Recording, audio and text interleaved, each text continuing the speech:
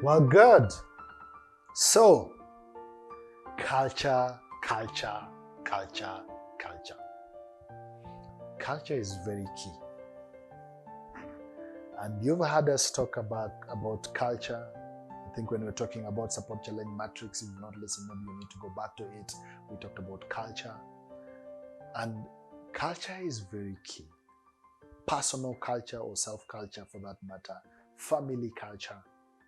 We all talk about family culture.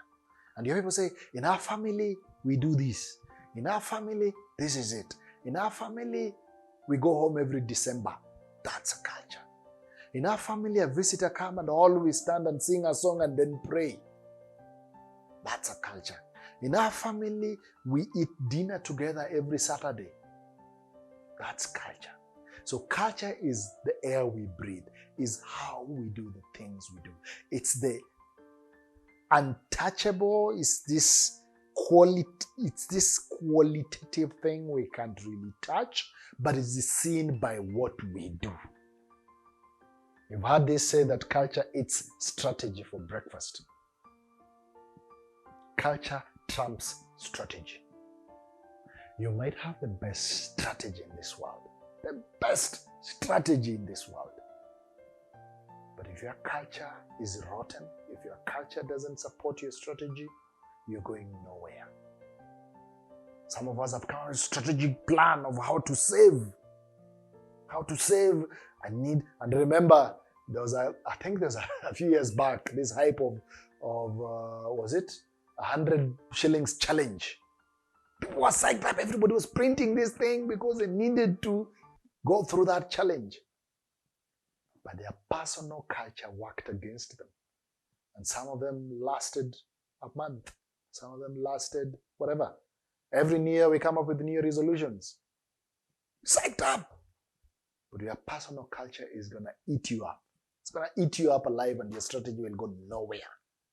So it's very important to define your culture. And if you leave it accidental, and this is where intentionality is very important, because if you leave your culture as accidental, something will define itself and will be some sort of a culture thing, some culture you don't like, but it will what you'll be experiencing. So how then do you define a healthy culture? And here is a tool, creating healthy culture. Creating a healthy culture. How do you create a healthy culture? This is a very powerful tool. I've walked some organization through this and it just makes sense to them. And so you create a healthy culture starting with vocabulary, words. The words we use, how we speak to each other. They could be simple words. Your personal culture. You create it by the words you tell to yourself. You tell yourself that you're important, you're special. Or you tell yourself that you're not good for anything. You are a loser. You're not good at all at anything. You are not worth it. You tell yourself that. It affects your culture. Because then it affects how you approach issues. It affects how you do things. Because you either do things as someone who is special and important, or you do things as someone who is not important and not valuable and doesn't really give much attention to anything. So vocabulary expressed in visual tools. You take a vocabulary, you put it in visual tools. We are visual. Everything we see sticks. That's why most of us remember that wonderful, that well-designed banner we saw on the road. It sticks in your head and you remember it throughout. Some of us, maybe you remember that advert that whenever you're doing something and it comes, you stop and you want to look at it because it's well done. Nicely done advert. We are visual and anything we see visually sticks. And so putting a tool in some simple visual tools, a vocabulary in some simple visual tools, it sticks with us. And when we see these tools, it then creates an objective common language. Something that everybody identifies with. When you say that, everyone's like, oh yeah, we get what you mean. Yeah, and then it can generate some good, everybody understands it, it's common. It's common, it's viral, It's not subjective, it's objective. Everybody knows you're not just attacking them by that, but there's something you're communicating because you're reminding them, hey guys, we don't do things that way. This is how we do things. That facilitates productive communication. When everybody knows, okay, this is where we're going, we're supposed to support, we're supporting each other, we are sticking out for each other. And everybody's like, how can I support you? How can I support you? How can I support you? How can I be there for you? And that builds a healthy culture. So if you want to experience a healthy culture on yourself, in your family, start from the words you use. If you use curse words, if you use words that demean, if you use words that really doesn't help, it affects your culture. Now, some of you remember this. I don't know whether that thing really happens up to date, but some of you remember this. Leonard Mambo Botella. Je, hu ni ungwana? Kenyans might remember this. If you're not a Kenyan, we had a gentleman, and I don't know whether he still does it, would do something, Je, hu ni ungwana? Je, hu ni ungwana is a Swahili. Is this really uprightness? Is this really good behavior? That's really what he was trying to find out. And so for a very long time, that guy would use J, hu ni ungwana, and would give a story of what happened. And then would ask J, hu ni ungwana? And people who used to listen to this guy knew that, and people would be next to their radios to wait for this guy's program because they needed to listen to the story that day of what a guy did. So J, hu ni ungwana, lots of vocabulary. And so a friend of mine who kind of knew Leonard Mambo Botella, and this friend of mine is called Kenjiru, runs the Ungwana Institute. So a friend of mine gets this Je hu ni ungwana, gives it a visual tool, and then gives it, this is ungwana, and this is ushenzi, the opposite of it. So ungwana, ushenzi. And so it sticks. And so some of you might remember a few years back on national TV, NTV, there used to be a lot of those PSS of Je hu ni ungwana. And those things sticks. It's a simple thumbs up and thumbs down. Very simple tool, but it sticks. So that's a visual thing. And so maybe you're together and someone say, hey guys. It's like, okay, we're being called up to. And everybody understands. When they see this, they're like, oh yeah, that's ungwana. And everybody needs, when they see this, oh yeah, that's ushenzi. Who had ushenzi behavior today? And whatever that is.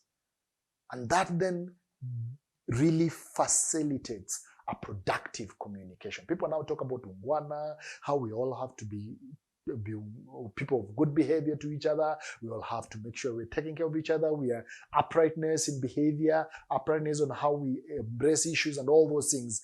And before you realize, everybody knows in our space, this is how we do things. When there's frustrations, this is how things work. Now, during this COVID situation that we just went through a few years back, a lot of organizations, their culture was shaken. And there was so much that happened that people lost even on whatever it is they were holding on to. And that was a true test of your culture. And then now when people have to work remotely from home, whichever place, and you don't even know whether people are working or whatever, and then there's need now for serious self-discipline. Now this is where your self-culture or personal culture or team culture is put to test. So the question to ask yourself is, what are some of those vocabulary or words you have used, and how has that affected your culture?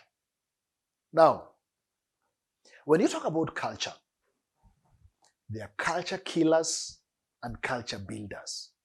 Things that kill your culture and things that build your culture. So what are those things that you need to push that build your culture? What are those words you need to use that build your culture? And what are those words you need to avoid that kill your culture? These are not people. These are words. These are behaviors. These are whatever that is that affect your culture. And also it's important to have a culture champion. if you are working with a team, is to have a culture champion. And a culture champion might even not be you as the leader, might be someone else you realize in this team. Hey, this guy, whenever he comes, everybody lights up. Whenever he comes, and people seem to listen to him more than maybe you as a leader. Now, it's important then you figure out what does it mean with this person. Either you empower them enough, hopefully they don't overturn you as a leader and turn against you and take advantage. That means they're not mature. But hopefully you have a way to work through them and lead through them and see how then can you be able to build their capacity and empower them enough that they can help push this culture that you want to see. There's a lot more I can talk about culture, but I want you to ask yourself, remember those 5 circles of influence? If you haven't listened, we talked about it earlier on, 5 circles of influence. What's your self-culture? What's your family culture? What's your team culture? What's your organizational culture? And what's the community culture? And how has words that have been used, either you used words on yourself that has affected your self-culture, or words on your family that has affected your family culture, or words on your team that has affected your team culture. What are those vocabularies that you've used that have punctured your culture or have enhanced the culture you've built? So go ahead and create healthy cultures, because culture eats strategy for breakfast. A healthy culture, everybody wants to work in a culture that is healthy. Nobody wants to work in a toxic culture. Thank you very much, and have a wonderful, wonderful time as you continue to listen to the episodes we have and as you subscribe to keep following us. Thank you very much.